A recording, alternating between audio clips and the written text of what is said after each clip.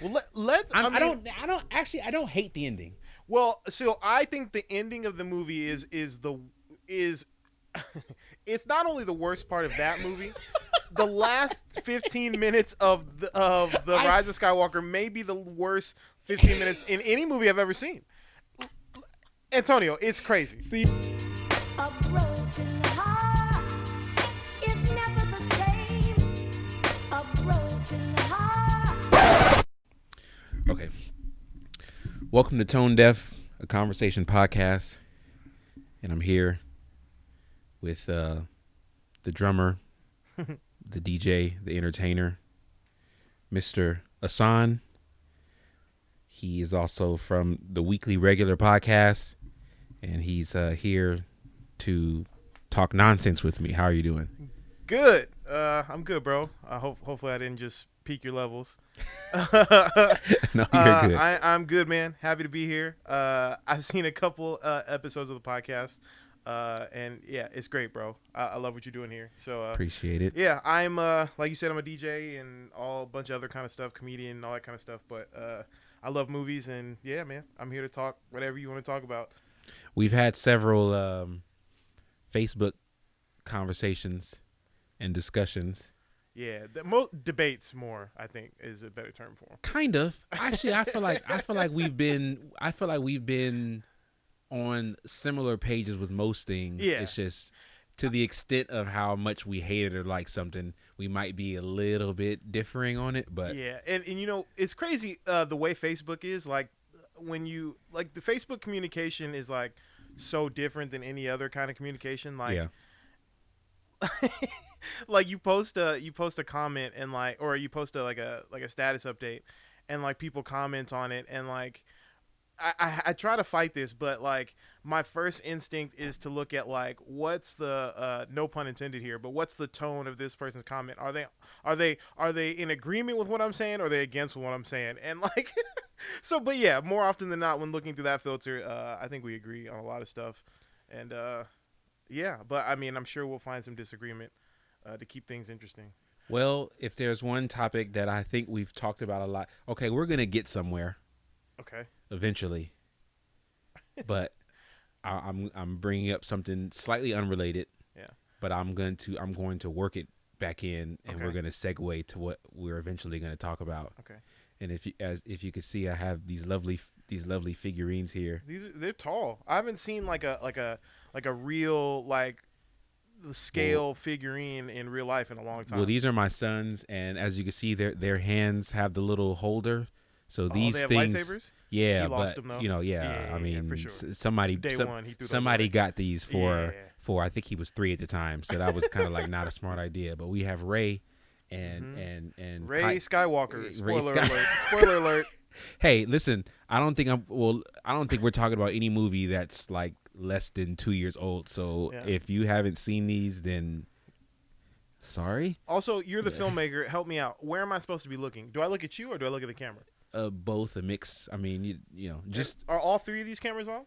no, they're not. Just Oh, that just one. just that one. Okay. But not the. So there was one that I shot, and I forget who it was, but all they did was look at the monitor. So Oh, I'm doing that a lot. I know, I'm I know, we all do. But if you want to address the camera, then there's the camera. But I guess Hello, you could, world. It's yeah, me. I'm here. I guess you could look wherever you want. I mean, there's. Can I sit forward and stare at the camera like this the whole time? I mean, you can, but then I won't really be able to pick up your audio. Okay. Oh, limitations. You're always trying to put me in a box, Antonio. Tone Loke. So we've created. Has anybody ever called you Tone Loke? Yeah, that was actually my uncle's nickname for my dad. Okay. So And you're a then- junior? Kind of? Kind of. You don't have the I don't same have. middle I don't name? have his middle name. I got you. Okay. But so I used to get because they called my dad Tone Loke, but only them. I Yeah. think people my age didn't really even know who he was, so that wouldn't be a thing. So older people called me Come on, man. They seen Blank Check. Tone Loke. He was in Blank Check. He was Juice in Blank Check.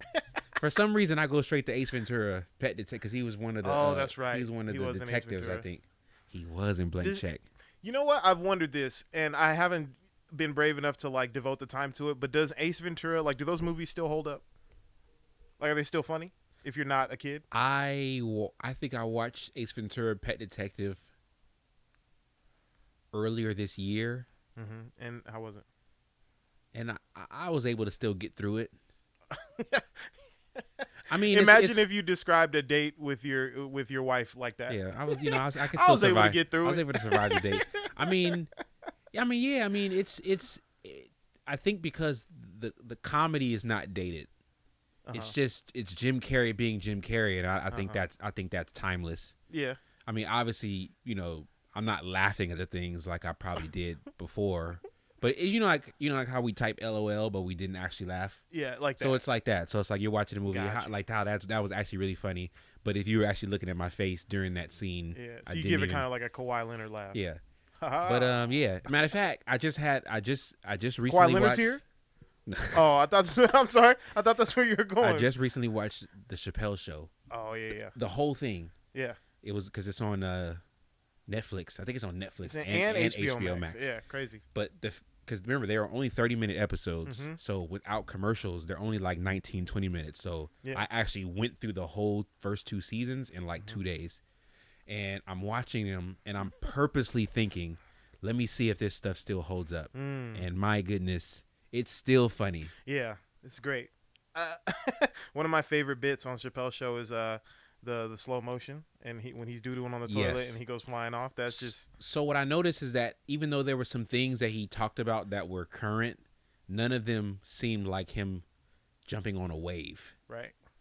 So none of it aged badly. They were kind of talking about stuff that's, to me, it's the real world when it's still funny, because we all know that in all the real worlds they had like 1 or 2 black people. Yeah. And then that guy that guy or gal ended up losing it because they were in this Yeah. house with all these white people. Of course. And it's like, of course they were gonna lose it. Yeah.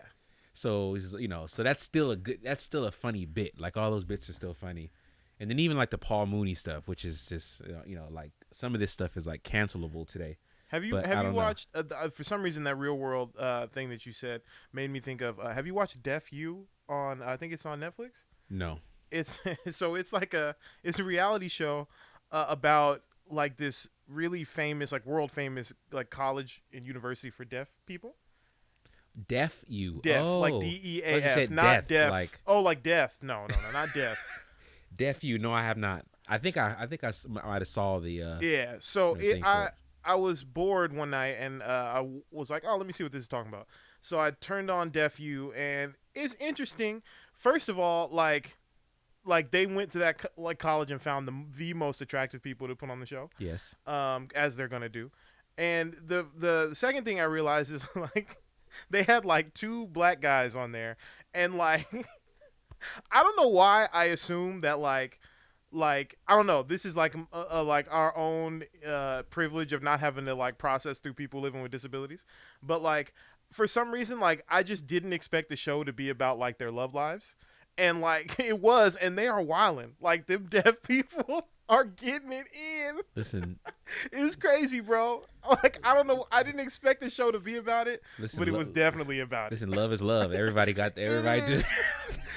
everybody does their own thing, man. But there was just one dude. He was like, because he was only partially deaf, so he could still talk. So he was like, man, I was smashing her and her. I was like, bro. So yeah, real quick. So I actually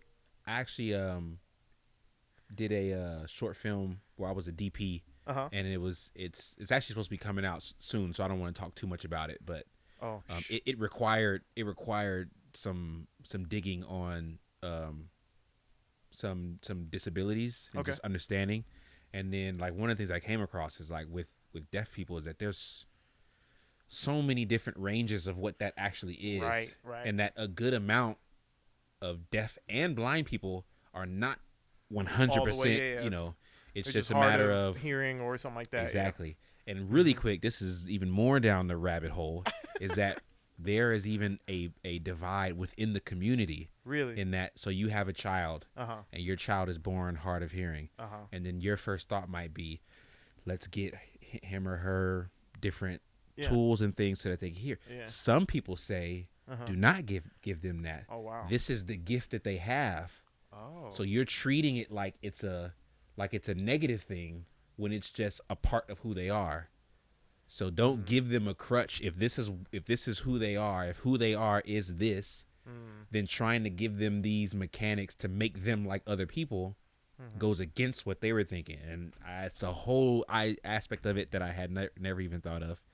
I mean, their parents gave them food when they were kids, right? I didn't say that it was totally free of free No, of I'm you know just free playing. of hoes, but No, that's interesting. No, it is interesting. They touch. I only watched like the first episode of Deaf U, but they did touch on some of that too. Like there's like stigma and stuff with like hearing aids and things like that. So that's crazy.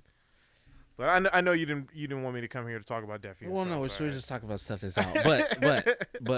But Uh-huh.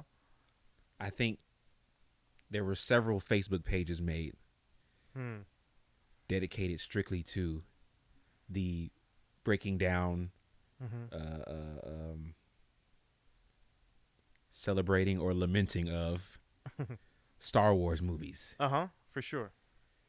Okay, I might as well tell you where we're gonna go. Eventually, we want to talk about sequels. We want to talk about Hollywood and originality. So why not talk about the franchise that just has won't 9, Yeah. 10? I mean, Yep. if you count Solo and Rogue One, Yeah. Across that's four, 11 sequels. Well, across- basically 10 sequels. Yeah, across 5 decades. Like 4 decades, 5 decades. So we're Crazy. So we've had some thoughts. For sure. I think his thoughts are a little more harsh than my thoughts. Yeah, probably. But I wanted to. Okay, so let's do it this way. Yeah. So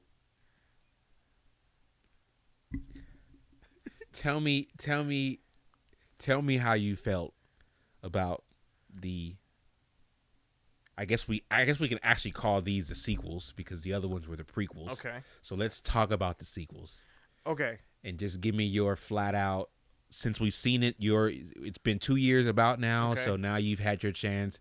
Even though I didn't ask him to do this, I didn't ask him to talk about this beforehand, so I'm kind of putting him on the spot. No problem. But I figured you thought about this enough to have had to be able to come up with some coherent thoughts about Yeah, this. I think so. So let me preface by saying, I think I'm in a unique position when it comes to the Star Wars sequels, because I am someone who's a fan of film. I studied film in school. I am on paper, I am someone who should love Star Wars, Yes. and so there's that. But also, like, I didn't grow up with. I didn't see any Star Wars until I was an adult. And well, that's not true. I saw the prequels when I was like in middle school.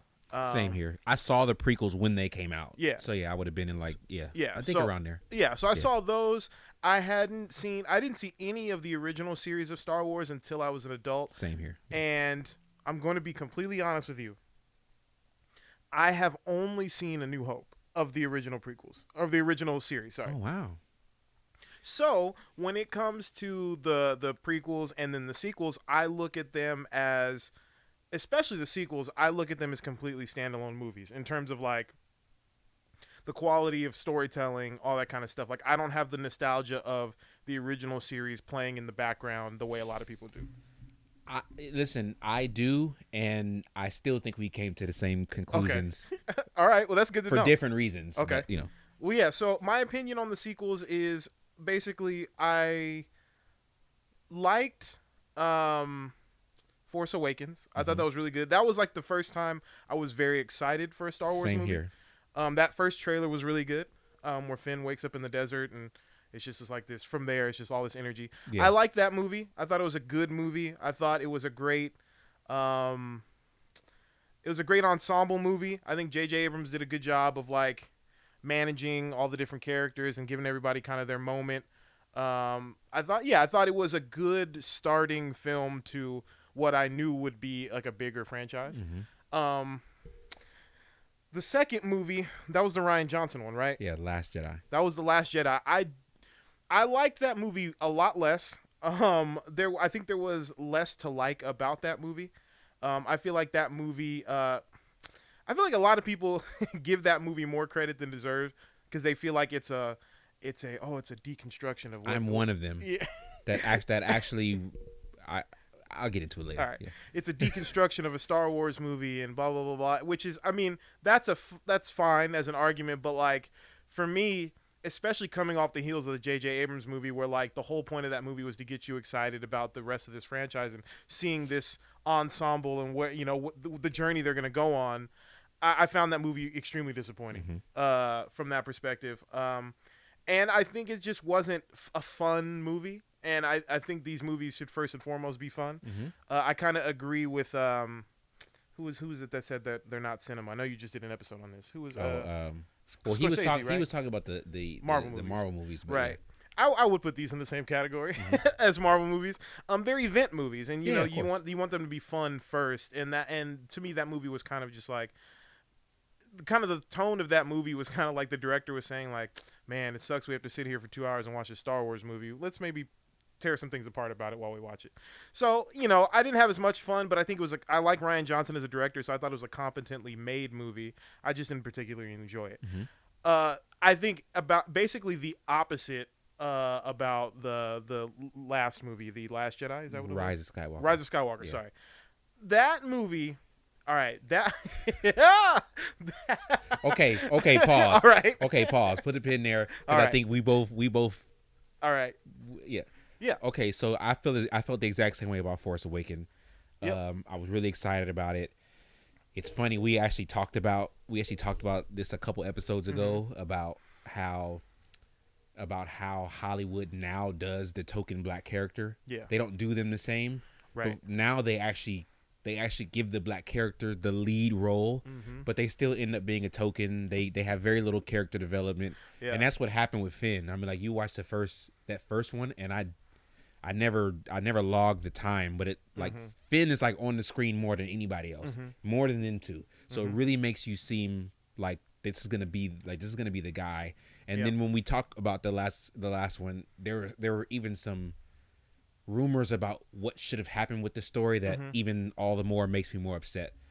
I actually liked the first two movies. The problem was, and then this is what, if ever you get to watching the originals, one of the things that you'll see, and one of the things you even see with the prequels, is that it was clear that this was one uniform vision.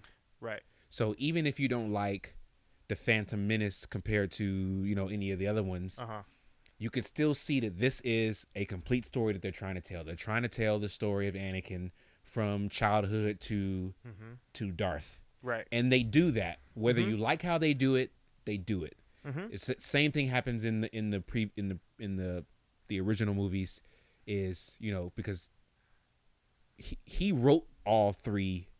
He wrote it as one script, and then basically gambled on himself with A New Hope. Hit big, and then with that rep and all that stuff, made the next two. Gotcha. So it's made with cohesion.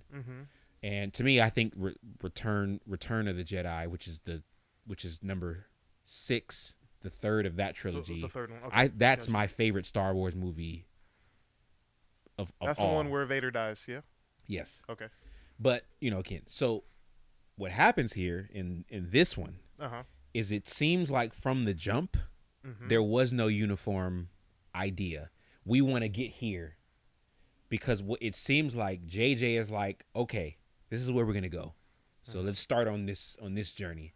And then Ryan is like, no, I want to go this way. Yeah. And start on that journey. As individual movies, I liked what both of them tried to do. Yeah. But I hated that The Last Jedi didn't continue where they were doing different things. Exactly. And I think that, I don't know if that's a matter of Lucas not having as much control as he should have. I don't know if that's Disney. I'm gonna Google some real quick. I'm paying attention. I don't know if that's Disney meddling. I don't know if that's a lot of people are upset with Katherine Johnson. I don't know who she's like. I forget what her role is with Disney, but she's you talking about Kathleen Kennedy? Kennedy, yeah. So she was like the head of Lucasfilm, something like that. Yeah, at one point, yeah. So it just seemed to me, because even though it's funny, because the original 3 movies have 3 different directors. So Lucas only directed the first one, and then he basically got his buddies to direct the second 2 because he was trying to develop Lucasfilms, so he knew he couldn't do as much. But basically, he gave them the keys to a Lamborghini and said, just don't crash it. And pretty much is what they did. And little fun fact, he actually wanted to get Spielberg to direct the third one, but couldn't because you know how he has his famous beginning crawl scene. The one of the guilds didn't like the fact that there was no intro credits, and they were actually fining him for that. Pretty much saying they let him do it for the first one. When he did it again for the second one, they fined him and the other director, but he ended up taking on and basically paying for the fine. But because of his anger, he pulled himself out of the Directors Guild. But because he was out of the Directors Guild, he couldn't get Spielberg to do it because Spielberg was in the guild. So that was kind of like a weird red tape where he couldn't use, because they were like good friends, so he couldn't use him. So anyways, so there are 3 different directors, but the script was written by one guy, and that story made its way through all 3, which takes us to the third movie. And you mentioned that you hadn't seen those, so that hadn't muddied up your idea of it. Yeah. It's as if JJ was like, let's go here, and then Ryan said, no, I want to go back this way. And for the third one, JJ was like, no, I still want to go there, so let's just jam pack what should have been in 2 movies and just smushed it into one. Yeah. And then it just ended up being just a mess. Yeah, I think I agree. I think what my impression of and the reason I was Googling is I was trying to see what other movies, like when that movie came out, the first one, the Force Awakens, and like what else came out that year. Was that 12? It was 2015 actually. Yeah, December of 2015. And then I was also Googling when did Disney buy Lucasfilm. That was in 2012.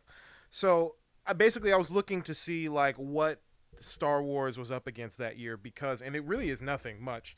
Yeah, I don't think they ever really competed with any Marvel movies. Yeah. I think they never really crossed. I don't think. Right. And the reason I was looking that up is because I feel like there was, so on Facebook, as we were talking about earlier, early on in the franchise, I think it was maybe after I saw the first The Force Awakens, I was like, I did a hot take on Facebook, which I'm known to do, and I was like, I'm gonna call it now that this movie franchise is going to be about the redemption of Kylo Ren, making him a good guy by the end of the third movie, right? And it was true, but more so than that, like, I think that was the plan all along. Yeah. I think this was always going to be Rey and Kylo Ren's movie franchise. I think there was always a plan to do 3 movies. I think it was always a plan to do, Rey or Kylo Ren becomes a good guy and dies at the end of the third one. I think something changed with the first movie, with The Force Awakens. I think Marvel or not Marvel, but Disney, Lucasfilm, whoever at the time said, you know what, maybe someone got cold feet, whatever. I think at that time they were like, you know what, we just need to make a lot of money with this first movie, get people excited about Star Wars again. Let's just make this homage ensemble movie, that's an homage to not Force Awakens, New Hope, and let's get JJ. Let's have a big fun ensemble cast movie. We'll set up some fun characters. Guardians of the Galaxy was a big deal, cool, whatever, right? Yeah. And so they changed that to the first movie, and then I don't know at what point Rian Johnson was signed on, but I think Rian Johnson, if I had to bet money on it, I would bet Rian Johnson probably changed a lot about what they had planned for the second movie. And because that movie, to me, the worst thing about the second movie to me is that based on the first movie and then where we end up, it feels like such a placeholder movie. Like nothing really happens in it that is of any, which is so crazy when you think about the time, like what happened in Force Awakens, and then the fact that the second movie was just reduced to this short little highway chase. Yeah.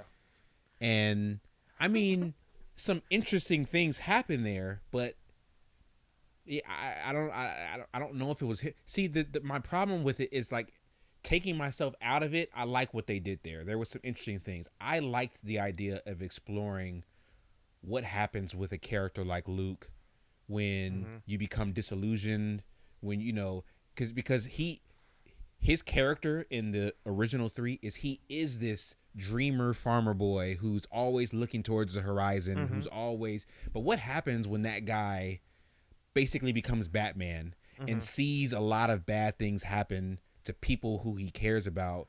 Does he have a hardened heart? So I like the idea of him being rejuvenated by some youngster, but it's just the way in which they did it, and they took this movie that seemed like it was going to be fast paced, and which is the way all of the movies are, even the original ones. They're not serious movies. They're fun.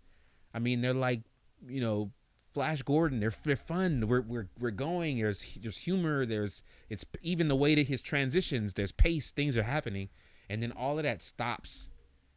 And even though there are some interesting things that he dives into, the way he does it to me railroads the way that we're going. And it just seemed like, Finn's character became somebody different. We never really got to see him fleshed out enough. We didn't get to really see Poe get fleshed out enough. It was just these two people who were trying to kill each other, and then all of a sudden they love each other at the end. And I'm not even so upset with the end. Yeah. It's just the path we took to get there just didn't make sense. And I'll be honest with you. I'm a fan of villains. Yeah. And I will never forgive them for not giving me more of the Knights of Ren. Yeah. I'll never forgive them for that. That was huge waste because he got built up to be, and it was even in the first movie. It was even in the trailer of him and these guys behind him, and we're like, who the hell are those guys? Are these going to be the guys that are running around tearing stuff up? Great. Yeah. Like, I want to see who's going to be the next bad guy. Instead, we got some whiny kid, and it seemed like, and I'm going to say this, and I don't think this is cancelable. Okay. But go ahead. It seemed like they tried their hardest to push Rey. Yeah. And, I think so. And if you talk about, let's just call them the 4. If you talk about between Finn, Poe, Kylo, and Rey. Yeah. Rey to me was the least interesting of all of them. Yeah. Yeah. And it seemed like they tried to make that up by giving her this wild arc that now she's the grandchild of Palpatine, when there was a theory that she would have actually been a descendant of Obi-Wan. Which I would have liked a little bit more. That would have been interesting. Yeah. There was also talks that Finn was actually supposed to lead an uprise of stormtroopers, which I think could have been more interesting. There's just so many things that they just. So here's where I think he's a background character by the time that we get to the third movie. Here's what I think I have a fix for the second movie. So first, answer one question for me, because I don't remember. Is Luke alive in the second movie? Yes, he dies in the second movie. Got you. At the end. So when he does the, it's funny. It's actually, a lot of people didn't like it, but it is actually Star Wars canon. It's actually called Doppelganger. Okay. Which is where you can self-project yourself somewhere else. Basically, he used the last of his power life, his chi, and he dies in the same form that Yoda and Obi-Wan dies, where they kind of do the disappearing into nothing, and then they, right. So here I think we do this a lot on my show on the Weekly Regular, where we pitch ideas. So he literally dies at the end to fix movies. Yeah. So I'm gonna fix the second movie. All right. So the second movie is essentially, it's Rey goes off on a spirit quest to figure out who she is and figure out who she must become in order to bring balance to the Force. And meanwhile, the rest of our gang is trying to stop Kylo Ren, right? More or less. Well, in the first movie, they're both racing to find a map to Luke Skywalker. Right. Kylo Ren wants to find him so he can kill him and end it all, because in his mind, this is the last Jedi. We don't really know yet that Rey's a Jedi. So they feel like, even though it's the entire First Order, they still know that Luke is still a very powerful guy. So let's snuff this guy so that we can once and for all run things. The Resistance is trying to find him because they believe he's the last hope to, So basically, everybody's trying to find this guy. Second movie, they're trying to find this guy. Ray, they eventually find him at the end of the first movie. Ray goes. They're trying to track Ray to get to him, but then he ends up dying. See, So the idea of yeah. finding Skywalker ends at the end of the second one, but that they use that movie to pass the baton, where Skywalker is saying, because there's a point right before he literally dies and he's talking with Ren, where he says, after I kill you, I will have killed the last Jedi. And then he was like, I'm not the last Jedi. And then that's when we see Rey like moving the rocks with her force, whatever. So that was kind of like the passover to Rey. Rey is now the Jedi, and then he dies. So then the third movie now becomes something totally different. Right. So But here's my fix for the second movie. Second movie, the way you fix it is, you have Kylo Ren. He gets to, in the beginning of the movie, he gets to Luke Skywalker. Yes. But he doesn't kill him. He kidnaps him. He takes him to some planet, the same planet that Rey ends up on with Luke, and you have him basically there with the Knights of Ren or whatever, holding Luke hostage essentially, because they thought he was just going to kill him, but he has plans before he kills him. Yeah. Basically, Kylo is there to try to learn what is missing from him to like bring balance to the Force, whatever the hidden secret of the Jedi is. That's what he's trying to learn. This already sounds more interesting, right? That's what he's trying to learn. So he's basically forcing Luke to teach him how to, use the light side and bring balance to the Force and all that. But Luke's reluctant because he doesn't want to teach him. You can have Luke have the same characterization as he does with Rey, except now it's with Kylo Ren, and he has more of a reason to be resistant, and he doesn't come off like a jerk. Yeah, because the last time I tried to train you, right, I basically failed you. Exactly. And then, exactly. Yeah. And in this also, because really this franchise is about Kylo Ren, but because they've told us that it's also about Rey, they kind of force it to be about Rey. Yeah. Which is why I think the second movie should be that, and then the rest of the crew, because that's the other part of the movie that's missing to me, is like the because Rey and Kylo are off doing other things, the rest of the crew is kind of given short shrift, because it's like there's really nothing for them to do that we really care about because the main characters are over there. So that way, so you have Kylo Ren kidnaps Luke and is forcing him to try to teach him whatever, and Rey is with the ensemble trying to track down where they've taken Luke, and along the way they have to do all the stuff that they had to do in the movie, except now Rey's with them, and you give all those other characters more deserved screen time, and it's more of the ensemble that JJ set up. And then now you have a great movie going into that takes us into the third movie, where now we've come to understand Kylo's journey, and it's not just like all of a sudden out of nowhere because he's had a few conversations with Rey inside each other's mind. You know what I mean? Like, it just feels a little bit more. So the arcs, their arcs to me, they're weak. Yeah, they're very weak. When you like, again, I really encourage you to watch them. When you look at Luke's, I will eventually. When you look at Luke's arc, Luke's arc is pretty simple. Yeah. Because we don't know this yet, but he is the grandson of. Oh, okay. Of Darth Vader. Yeah. Mm-hmm. And he is being looked after by his uncle. So remember his dad. He's not the grandson, the son of Darth Vader. Right. I don't know if it was Darth Vader's brother or why can't I think of her name? Padme or Padme's. But basically, he ends up with one of their siblings. I think it's Anakin's sibling. He ends up with him. And so he's there. They split the two of them up, and we find this out in the prequels, but they split the two of them up so that Vader can't find them.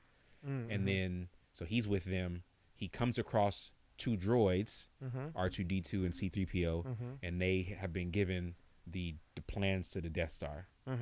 And because Leia shoots them out and they crash land on his planet, he finds them and unknowingly is now a target because they're looking for those droids. Right. So then there are some stormtroopers that come, and then the stormtroopers basically come and kill his aunt and uncle. And then so you see that in the first one. And then that's kind of like, because you could tell he already has these dreams of going, but his uncle's like, but we need you here, and they're kind of holding him back. But then they die, and then that's kind of like the motivation. Now I want to go. I want to be a Jedi like my dad. He doesn't know that his dad is Darth Vader. He just knows that his dad was a Jedi. And now he wants to He wants to do that. He wants to find his purpose. He wants to avenge his uncle and aunt. So that's kind of his motivation. And then he goes through, and then he kind of and it's weird how they kind of recycle these, because in the same way that Rey goes to some distant planet to find Luke and be trained by him, Anakin goes, and then we see that in the second movie. He goes and finds Yoda, a very old Yoda, and then Yoda basically tries to train him and blah blah blah. And then you see the same thing in the prequels with Anakin, in that he's just like Rey, just like Luke, sort of a child prodigy, because Luke is already a really good pilot, but he doesn't really know that he has the Force. Like she doesn't know that she has those things until she finds it out. Anakin is also a really good pilot, and and he gets trained by Obi-Wan as a kid. He falls for Padme. He starts to have these dreams that Padme is gonna die, and then wants to save her, and then that drives him mad, and then he basically goes to the dark side because for several things, and then so he ends up there. So there are these. You can understand the path for them to get there. Yeah. And because of the way that the movies were done, they just seem forced. Yeah. And I would have actually preferred if I prefer they switch and she becomes a bad person. That would have been good too. Because we see that in all the movies, we see good people become bad people, and we see bad people become good people. And I would have loved to actually see her become a bad person, and then see him become a redeemed character. I don't necessarily like him dying in the second one, in the third one, but I guess I'm not gonna fight it. Yeah. But it just left me with a really bad taste in my mouth. So can we it makes me actually really like the prequels now. Yeah. Now I look back at the prequels and I'm like, you know what? They weren't that bad. Can we talk about the ending of the third one? So this is where, and I don't know if you have read this or heard about this, but this is where like politics gets in the way as well. Okay. So there were. So China. Okay. Yeah. Apparently, I've heard of them. Mess things up. Oh, really? So, Once Upon a Time in Hollywood, he has the bit about Bruce Lee. China actually threatens not to show the movie out there. Oh, wow. Sony says, "Screw you, we're sticking with our guy. Keep the bit in there." Yeah. And I think it makes the movie better because of it. Yeah. The idea was to have actual, because one of the things that happens, and they kind of abandon this in the they do it once in the Last Jedi, after Rey leaves. Remember, Yoda comes to see him, and they're sitting by the tree. I think that's the only time where we have a projected. No, we have it in the third one. Luke comes back. Right. But it's all over in the original three. That happens a lot of times. Really? Okay. Because Obi-Wan dies like in the middle of the first movie. Obi-Wan often comes back to talk to him. Gotcha. And then even Yoda comes back a couple times. So what's supposed to happen is when she's fighting Palpatine, we're supposed to see all of the Jedi. Anakin, Mace Windu, Yoda, all of them. They're supposed to be there with her to represent this idea of we're all with you. It can't just be Rey beating Palpatine. It doesn't make sense. But maybe Rey channeling the power of all the Jedi. But China has a thing about ghosts. And because they do, they took the ghost out. And that's why we only have their voices come through. And even when we see Luke, there's even a certain blue that he had to be to make him not seem like a ghost. To basically make it clearable for China. Man, I feel like they should have just done 2 different cuts of the movie. I'm sure that would have been give me the I'm sure it would have been expensive. give me the Snyder cut. Yeah, I mean, exactly. Oh man, that's interesting. Apparently that was one of the endings. I already told you another one of the endings was it was supposed to be Rey. I mean not Rey. Finn leading a revolt with stormtroopers. Well, let's. I mean, I don't hate the ending. well, so I think the ending of the movie is it's not only the worst part of that movie. The last 15 minutes of the Rise of Skywalker may be the worst 15 minutes in any movie I've ever seen. Antonio, it's crazy. Look, this is what I'm talking about. I actually didn't hate the ending. Okay, but so can we just talk about what happens? I'm specifically talking about the final showdown between Rey and Kylo, where on the remnants of the Death Star. Yeah, where Kylo dies, eventually, several times. Oh, you know what I'm talking about? She first stabbed him. Yeah, I'm talking. Yeah, so like she kills him, right? I think she kills him first. His mom distracts him. Yeah, and she kills him. And she kills him. And then she kisses him for some reason. Wait, did she kisses him there? I think so. She might have. Or maybe she doesn't. She heals him. She heals him, which is something you can do, I guess. They set that up earlier in the movie because they are going to use it later, where she heals some worm or something in the desert.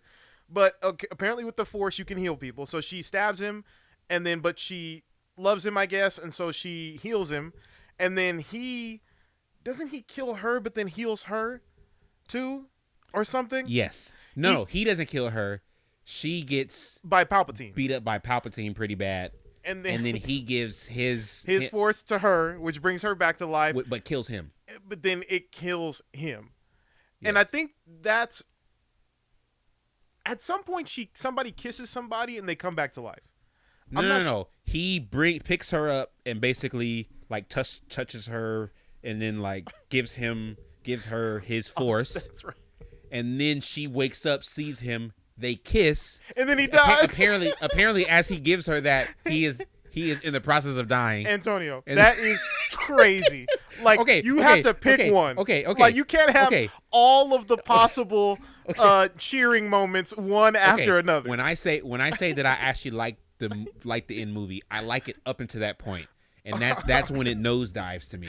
Yeah, with that part. Because what you're watching, and the reason why it's so hilarious to me is because you're literally watching all the different people who ever had a say in like what this movie is going to be about. You're literally watching you're watching them struggle over whose movie it is in real time. Like, you're watching, it's Rey's movie, but really it's Kylo's movie, but it's Rey's movie, but it's Kylo's movie. Actually, it's Rey's movie, and you're watching like a physical embodiment of that, and it's like they can't decide what they want to do. So each character dies and comes back to life like 2 or 3 times, and it's crazy. So there was talk. I remember, I don't know how I came across it, but there was actually a Mandalorian episode that came out like either the week of or the week before that people were like, watch this because there's something that happens in there that is important for that movie. And there is a scene where what is his name? Creed. He's Apollo Creed. Carl Weathers. Carl Weathers, yeah. So Carl Weathers' character, he's like the leader of like a bounty hunters guild or something, and he has a really bad wound, and the child heals him.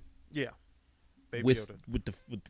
with the Force. Yeah. So that's like the first time that we ever see that someone can use part of their self or whatever to heal. You know, we see throughout all the movies them do some wild stuff, but we've never seen, I don't think, and I don't know if I am a fan of Star Wars, but I'm not like a buff where like people like watching, like reading into like deep into the canon, so I don't know if that's canon or not.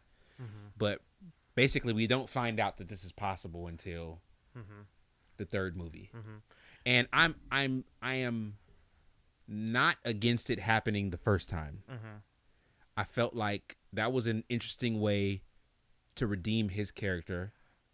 He has this final moment with his mom before she dies, and then has a moment with his dad where he gets to.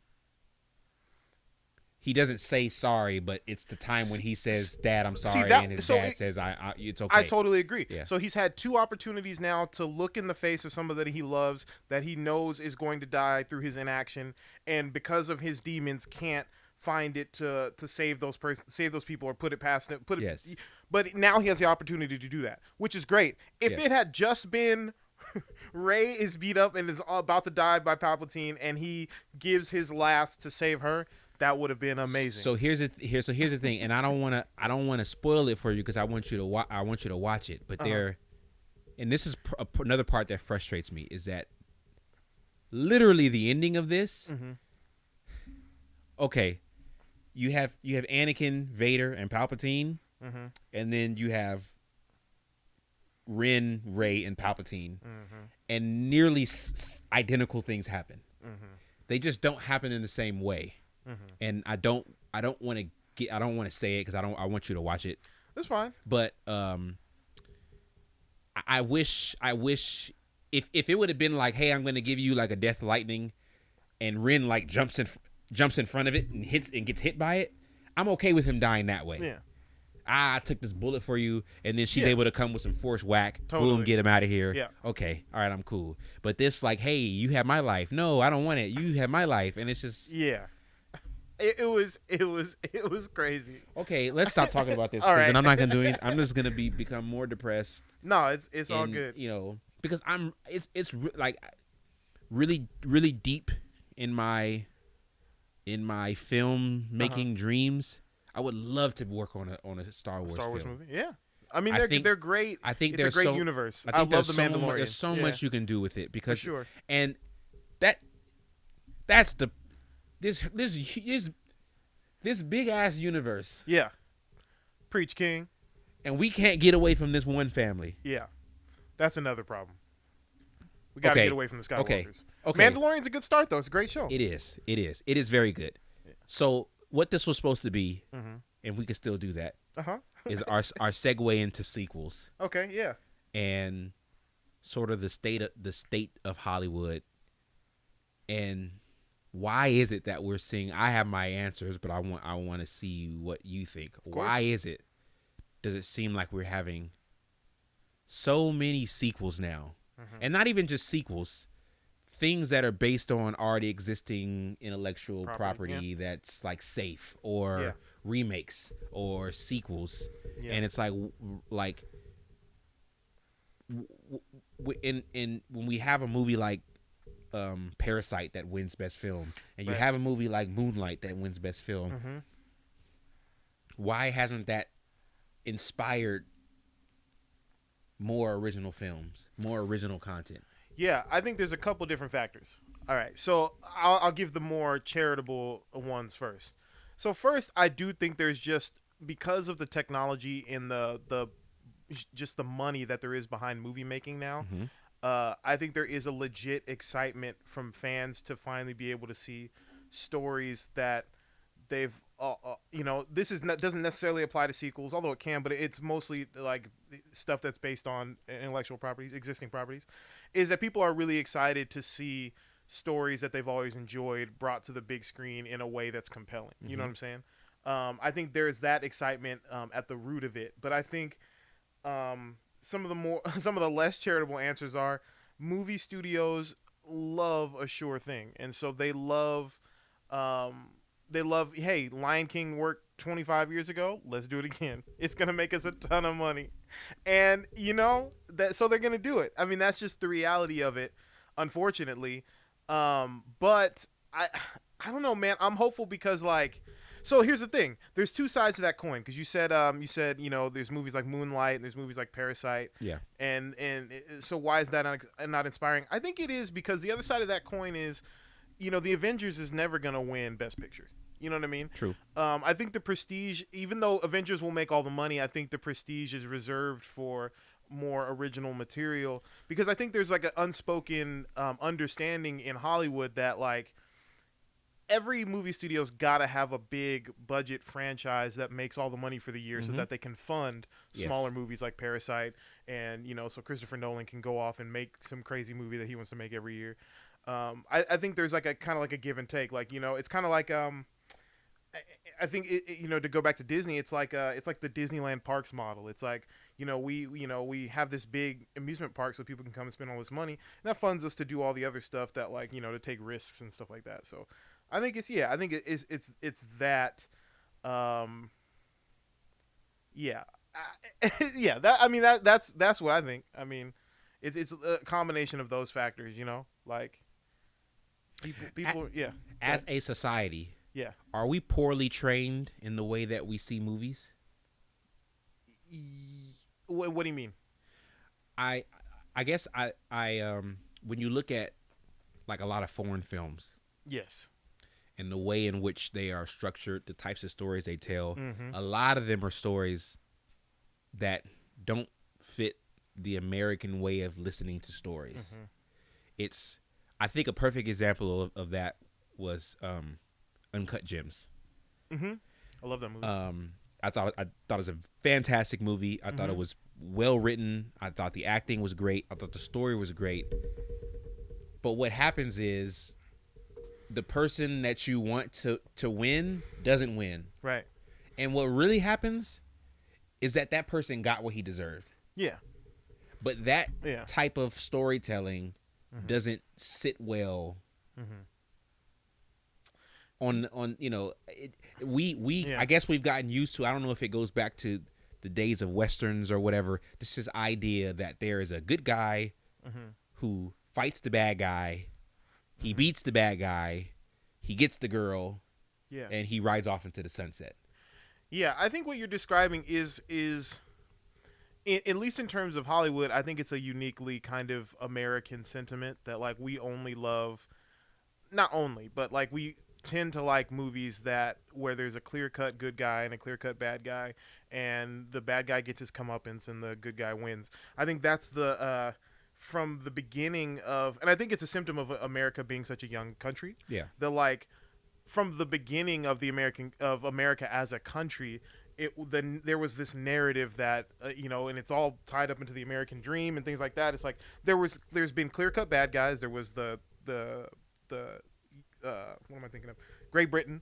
They were the bad guys. We had to get away from them to start this new thing as the good guys. And that narrative has continued through America. So like there's always like whether it's how we tell the history of wars, like there's always a clear cut bad guy, clear cut good guy.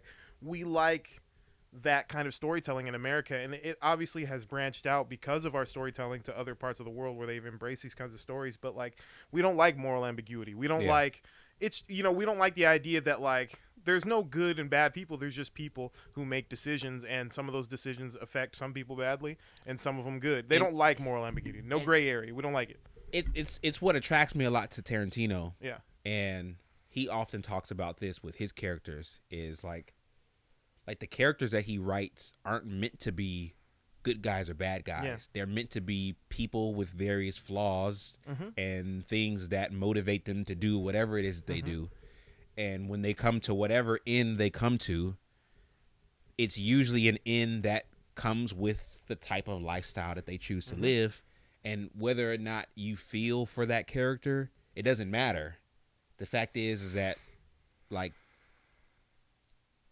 what was his name? What was Brad Pitt's name and character in Cliff Booth? Or I think that was I his don't name. even remember. Yeah. But like, he was not supposed to be a good guy, Right.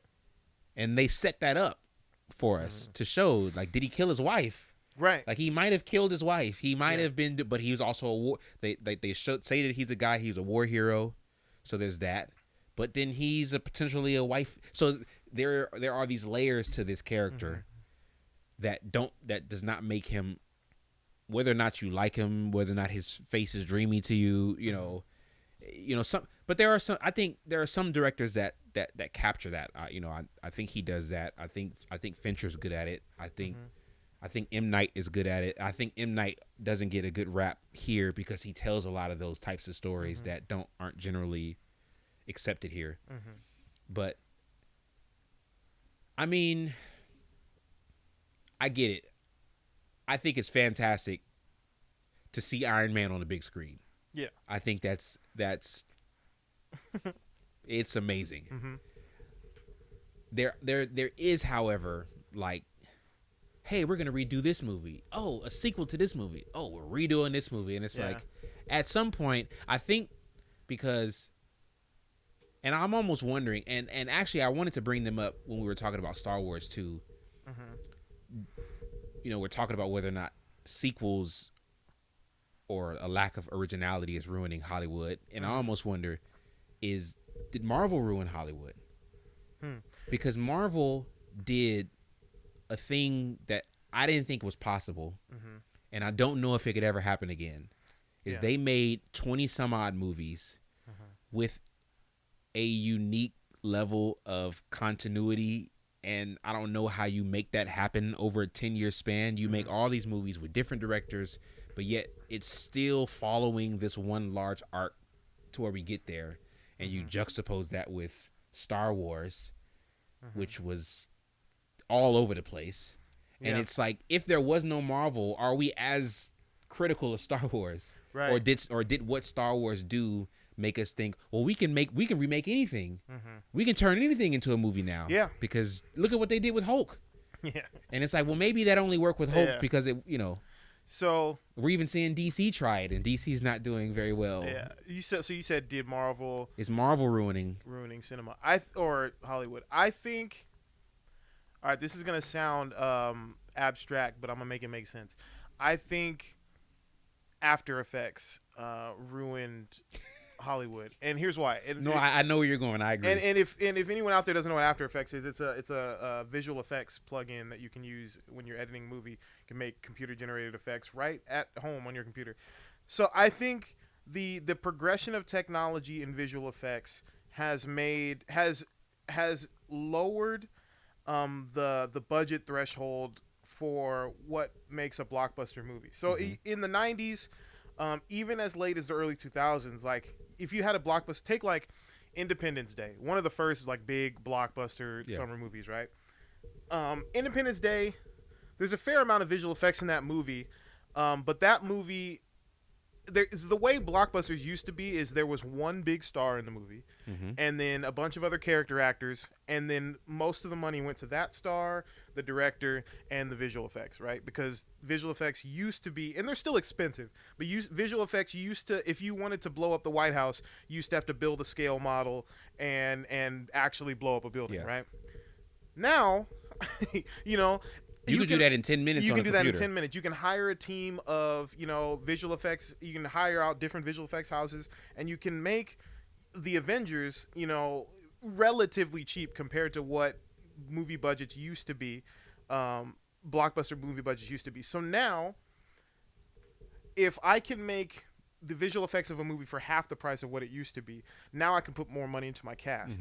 And now, when you start to get more movies that are big visual effects blockbusters but also have big ensemble casts, now what you're doing is basically, once you make a movie like Avengers, you basically can't put the genie back in the bottle, because what you've now done is you've now stepped up the blockbuster, people's expectations of what a blockbuster movie is, from one star like an Arnold Schwarzenegger movie or a Will Smith movie or something like that, and now you've made these into giant ensemble movies, and the Avengers type movies are not sustainable for everyone to make all the time. Yeah. But that's what people go to the movies now expecting. So now when you look at there's a type of movie that doesn't get made anymore.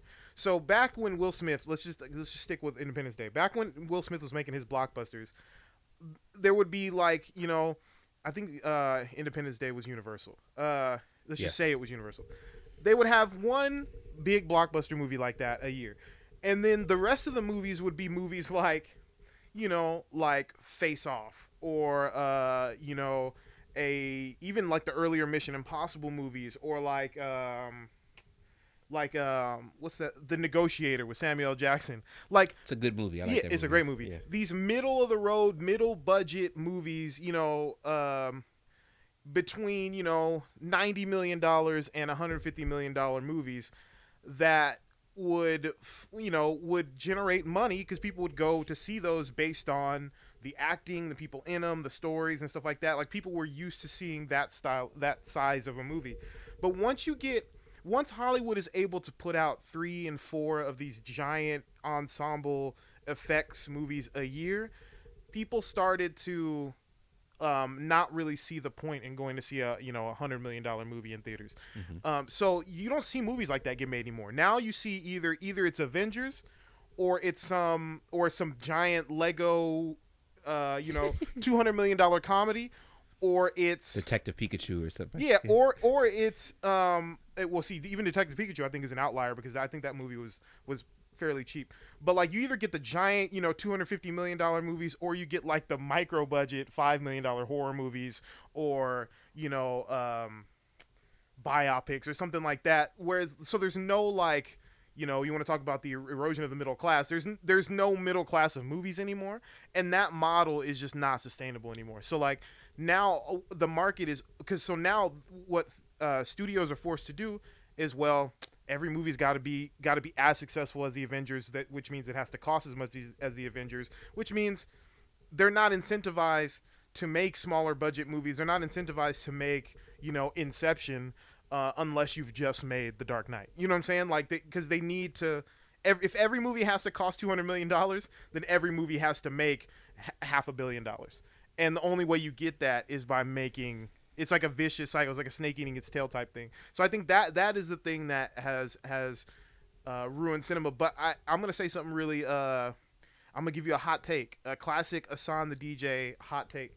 I think what this viral pandemic has done to Hollywood, I think will ultimately, will be good for the future of Hollywood. Mm-hmm. Because I think what people are now realizing is there's like a return to like every movie doesn't have to be the Avengers, and now that we have to watch everything at home, I was gonna say that I wonder if this was like a cleansing of our palates. I think so. Where now it's like, okay, I'll take anything that you put on the screen. Yes. I just want to go sit in front of a movie theater.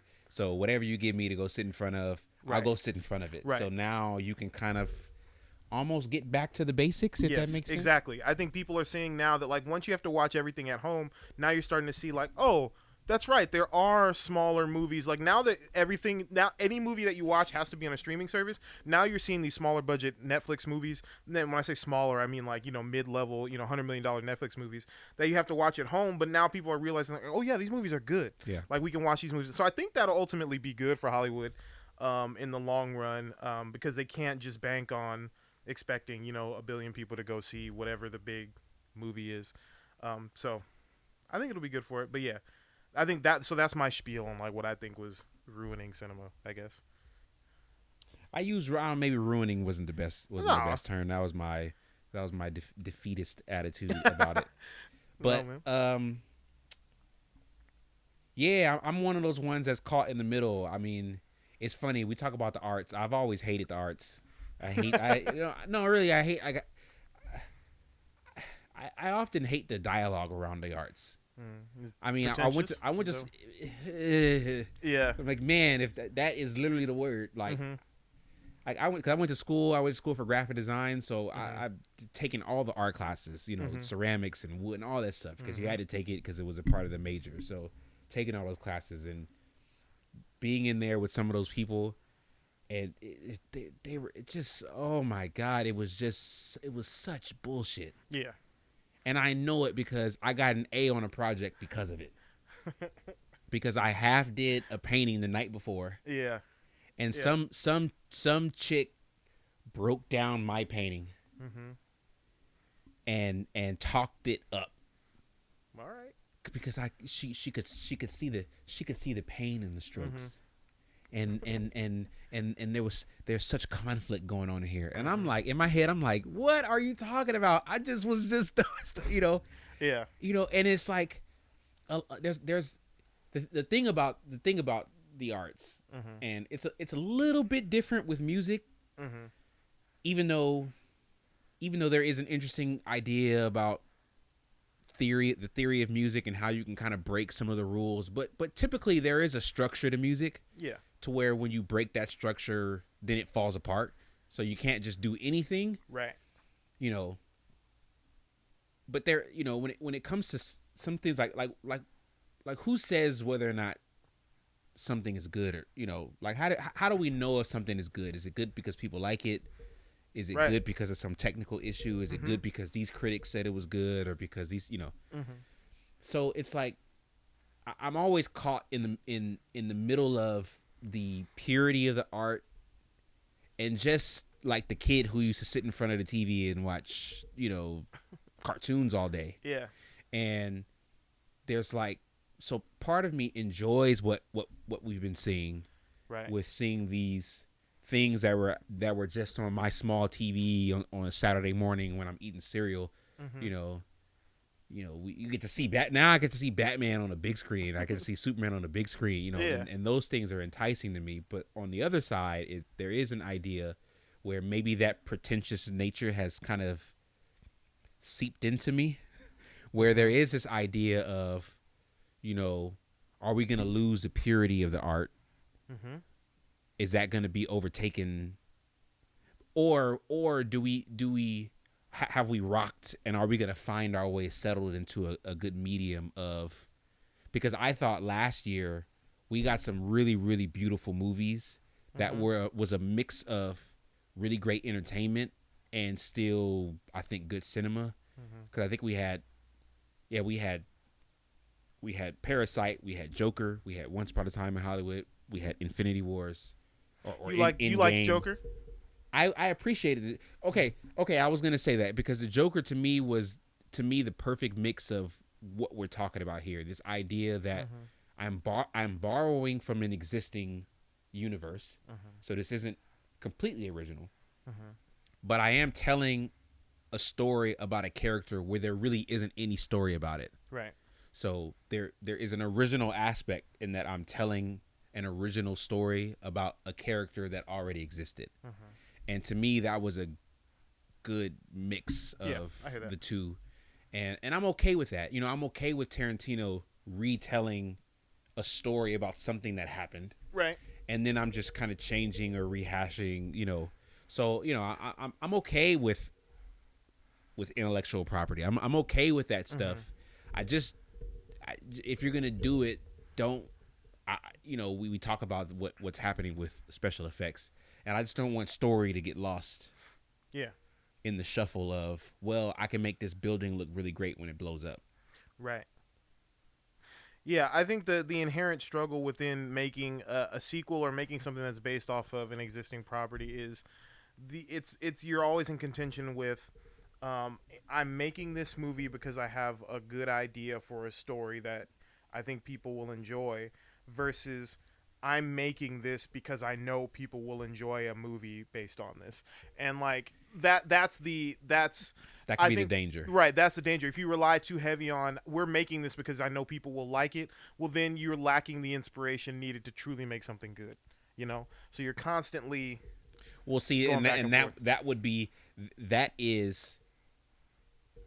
and that's funny, being an aspiring director. There's this idea of which side do I fit into, because what you just described are two different types of director that exist. Yeah, for sure. Like this idea that I have no intention of being Picasso. I just want to make cool movies. Yeah. So I'm only gonna pick ideas. I'm gonna take the Michael Bay approach, and I'm gonna do movies that I know people will like. And to an extent, it's what we've seen out of Spielberg for the last 2, almost 3 decades now, where it's just, now I'm just gonna make surefire movies. I'm gonna either do biopics on people who everybody's gonna like, or I'm just gonna kind of tell a story that it's like there's no way that this fails. Yeah. Compared to someone taking a risk. And it's interesting because you mentioned Joker. Joker, I think, is the mix of that, in that people are gonna like the Joker. So I'm already betting with house money, right. but I'm doing a little bit extra here. I'm actually playing with the medium. Yeah. And it's like, what's the movie Scorsese just did? The Irishman. Yeah. I think that was and it's funny coming, from him. I think that was 100%. I'm gonna do something that people are gonna like. Yeah.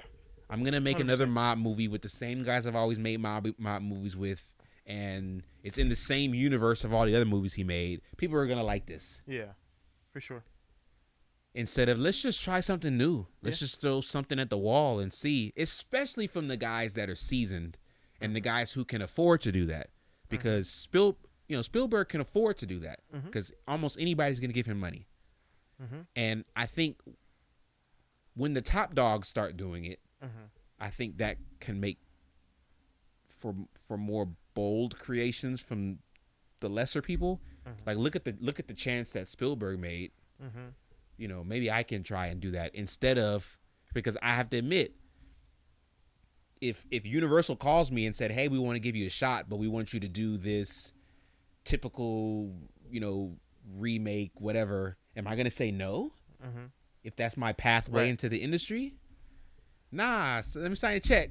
You know, or do I stand on principle and say no? I'm in it for the purity of the art. And, Yeah. and it's like, I do like the purity of the art, but I also like to eat, and I like to Yeah. flip the light switch on in my house, and I like to be able to turn on the heater. And Hollywood's a business, man. So like, you know, you gotta at some point, you know,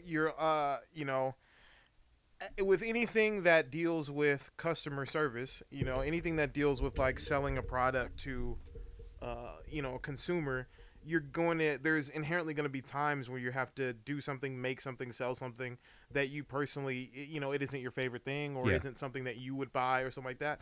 But you know, you have to do that because that's just the nature of the game. You know, very few people get into Hollywood and just can do whatever they want without having to worry about any kind of, you know, catering to an audience. You know, even the wildest of directors have to, you know, get notes from the studio. You know what I mean? But what I think is happening is Mm-hmm. we're seeing the growth of these smaller studios, Yeah. like A24, Yeah. like Neon, like, Mhm. you know, and then you have Netflix and all these streaming people who are fighting for content. So I think what we're also going to start to see is more new directors Totally. who are having basically money thrown at them because, you know, maybe and maybe Universal and Fox and all those places have to crumble. I mean, is it so terrible that happens? I mean, I know America is, you know, we hate change, Yeah.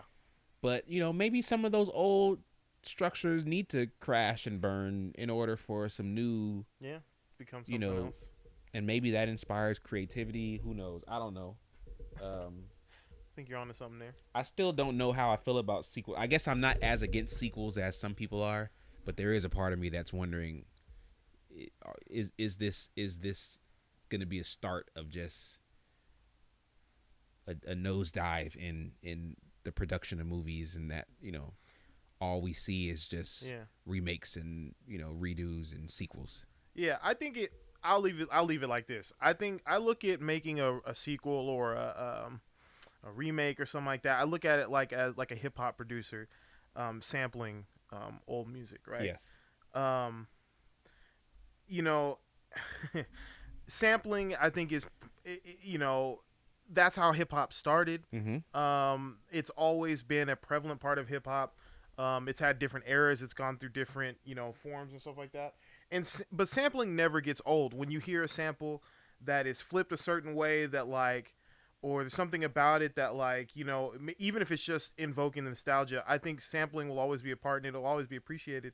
But there's definitely, you can tell when someone sampled something just because they're trying to capitalize on the popularity or the familiarity with, you know, the thing that they're sampling. Mm-hmm. And you can tell when someone has sampled something and because they had a good idea that was birthed out of whatever it was that they're sampling from.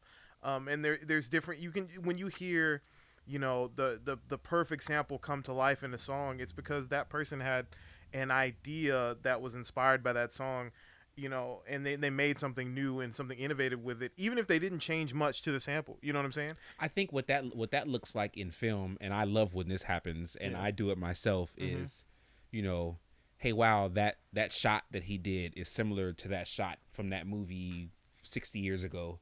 And maybe the films have nothing to do with each other, but I was inspired by the color that they use here, or the Yeah. type of lighting that was done here, or the type of framing that was done here. So I borrowed that. I sampled that in order to, because I like the way that made me feel about that particular story, and maybe that can help me evoke the same type of reaction out of people who see this, because whatever they did, I mean, because that's the thing about music, and, you know, there's only so many types of shots. You can't, you know, Right. there's only so much you can do. So at some Yeah. point, There's you only so are- many you- stories you can tell. you are so many kinds of rehashing. stories, yeah. You know, like, you know, the way I heard it is, you know, Lion King is nothing but it's Hamlet. Yeah. I mean, so there's always going to be a rehashing of some of those basic ideas of the movie, but when it's just like, hey, let's just redo Lion King the exact way it was done before, but let's make it National Geographic. Then it's just like, yeah. And I think it's crazy because I've been I have a cousin he's funny, he's my age, but he just has such an old soul. yeah, And so we've been just when we hang out and stuff like that, we'll be listening to like R&B from like the 70s and 80s and stuff like that, and into the 90s. But what I realized, one thing I was listening to like some 80s and R&B and stuff like that is like something that happened in R&B that doesn't happen anymore now is like singers, like really talented singers like your Luther Vandross, your Marvin Gaye, your stuff like that. Like a lot of them would sing the same songs. Like they would cover the same song. that's how you that was what you did first, is you were a cover band. Yes. And then you did original stuff because we didn't want to hear your original stuff. Yeah, and even yeah, exactly. And even we don't want you trying stuff out on us. Yeah, and even when they're famous, like some of Luther's most famous performances are on songs that were written and sung made popular by other people. Yeah. Like If This World Were Mine and songs like that. And I think that there's something beautiful in that I think speaks to what we're talking about. It's I think when sampling in hip hop, or when making a truly inspired sequel or a remake or whatever in Hollywood, I think the beauty is like when an artist who's already famous and accomplished, covers the same song that someone else has done. It's what they're doing is they're not just, when Luther Vandross sings, if This World Were Mine, or when he sang If This World Were Mine, like he not only was paying homage to, I think it was Marvin Gaye who sang the original. Or no, or was it Marvin Gaye sang the original? If This World Were Mine? Look that up. I don't want to be wrong. Man. No, it was who was it? Look that up. Let me see. Yeah, Marvin Gaye and Tammy. Yeah, Marvin and Tammy. Yeah. So not only is he paying homage to them, he's paying homage to what he finds beautiful about that song. Yeah, and it comes maybe that song made him want to do what he exactly. And I think that's beautiful. So if people like, I have no problem with someone watching a Star Wars movie and finding a nugget in that Star Wars movie, like that is that element, that turn from dark to good or good to dark side or whatever. I love that, and I want to tell that in this story, whether it's another Star Wars movie or not. I think the more that inspiration from whatever aspect of the movie like comes through, and that the idea birthed from that inspiration, the more of that comes through, I think the better the movie will be, and the better off we'll all be. That's the part of that's the side of me that's okay with it, because again, I can only go back. I can think of myself when it's like, I try not to talk about him a lot, but I'm really a fan of his. But you see that with Tarantino. Like he doesn't hide it.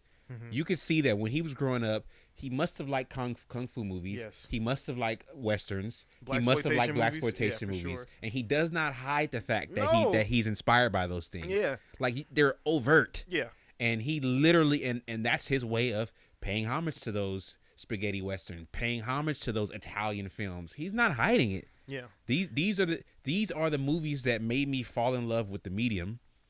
So every chance I get, I'm gonna try to big it up, and I am totally okay with that. Especially if that is what invigorates you to tell your stories. And I think that's why Pulp Fiction is generally the consensus is that's probably his best movie. Yeah. Is because that movie, like, because Quentin Tarantino, like, when he makes Kill Bill, that's, it's a kung fu movie. You know what I mean? Or when he makes The Hateful Eight. Like, I mean, literally, her suit was the same suit Bruce Lee wore. Yeah. I mean, it's like, it's right. When it doesn't hide it. Yeah, when he makes Hateful Eight, he's making a spaghetti western.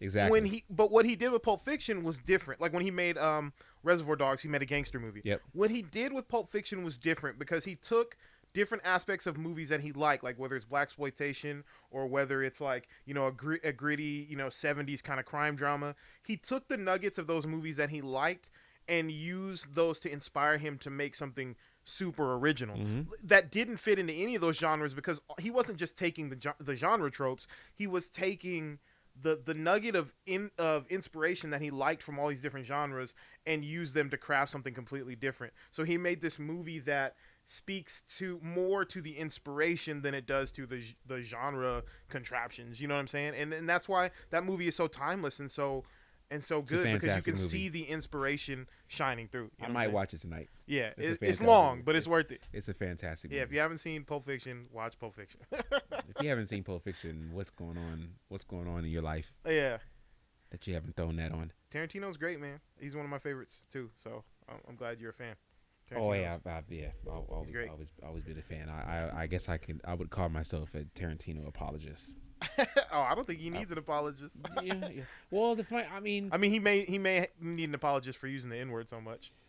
and I would actually defend him with that to it. Yeah, You know, I mean, and it's funny because it gets a little indulgent sometimes. I feel it like. does, but Especially it's, when you consider he's writing these screenplays. yes, Yeah. it does. But you know what? He's one of those people who I again, you never know. I never, you can't know somebody's heart, but it really just seems like